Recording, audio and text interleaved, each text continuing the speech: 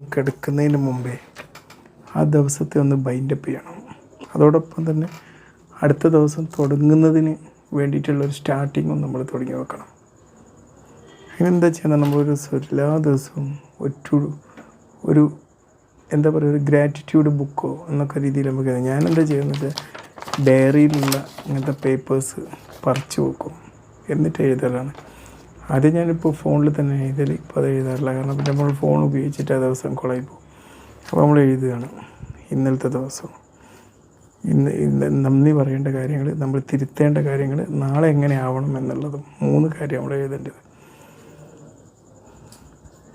Yesterday night, thanks for caring. ഇന്നലെ 15 പ്രാവശ്യം വന്ന ഒരു പേഷ്യൻറ്റിനെ സമാധാനത്തോടെ നോക്കി. ഇത് വണ്ടി കേടായപ്പോൾ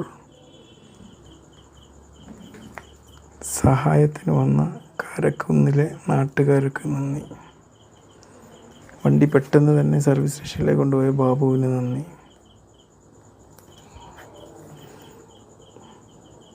വണ്ടി തകരാറായപ്പോൾ ഉണ്ടായ ഒരു പ്രതിസന്ധിയെ കൂളായി തരണം ചെയ്തതിന്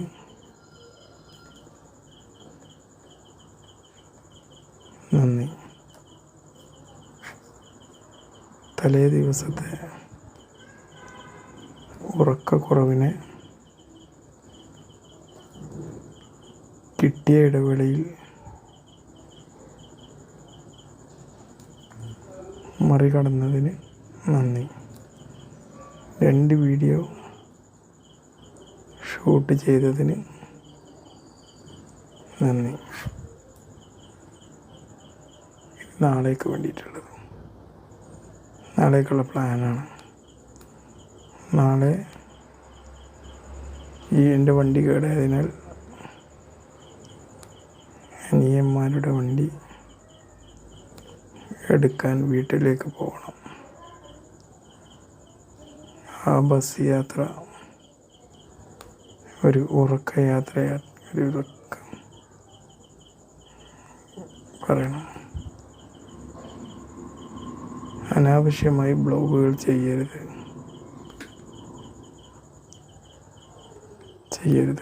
അതിനുശേഷം ചിലവഴിക്കേണ്ട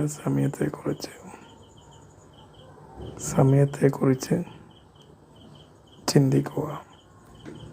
മെഡിക്കൽ പോസ്റ്റുകൾ